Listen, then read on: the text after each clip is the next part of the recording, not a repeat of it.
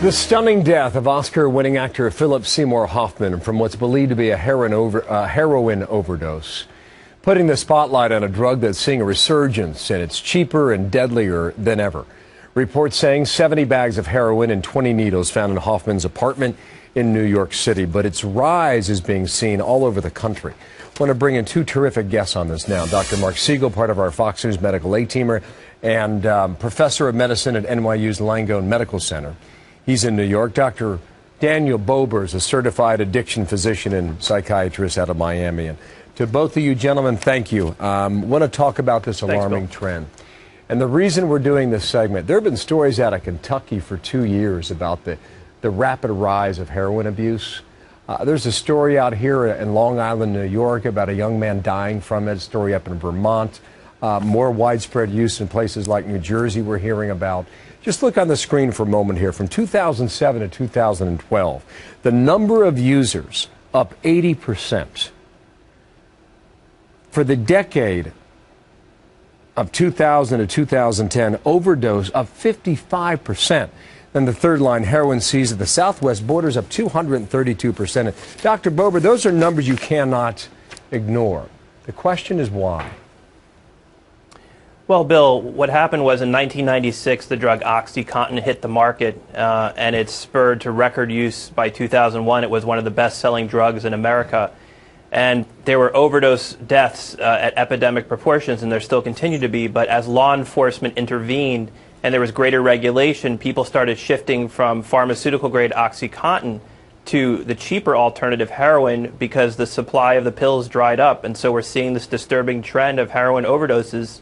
And what's really sad is it's starting to infiltrate the upper income segments of America. And so gone are the days of the stereotype of the homeless junkie in a back alley with a needle in his arm. We're seeing heroin in the upper income levels, and it's putting a new face on this tragedy. Let me get back to that point in a moment. First, Dr. Siegel here in New York. What is attractive to an abuser for a drug like this? Why do they want it? Bill, you know, it replaces the endorphins that our brain makes that gives us a sense of euphoria or treats our own pain.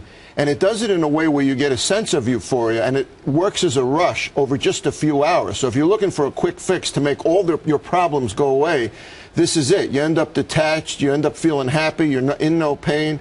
So that's why. Now, the other issue is, to add to what Dr. Bober just said, it's becoming more and more dangerous, Bill, because the amounts that are in there is so variable, it's hard to know if you're getting an overdose, and they're mixing it with other drugs like fentanyl, which is a pain drug that can make it work even more rapidly and more powerfully. Again, it's replacing a hormone that the brain itself makes. And you would say, you know, adults should know better, but it's the kids you think about who might be exposed to this at a young age, maybe in their teenage years.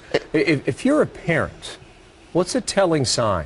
Well, first of all, I want parents out there to know that 80% of the heroin users are using other drugs, and 19 million people used marijuana last month, so it's all connected to different drug use. But if you're a parent out there, you have to look for this detachment, look for this euphoria, look for someone who isn't performing as well at school as you were expecting them to. It's a sudden detachment from the social function. Interesting. Dr. Bowden, back to you. You mentioned it's not a problem just for the junkie in the alley anymore.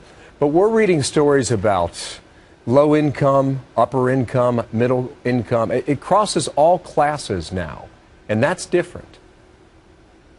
That's absolutely true. And the reason for that, again, is supply and demand. It's something like $80 or $100 to buy an OxyContin tablet. It's about $9 per dose of heroin.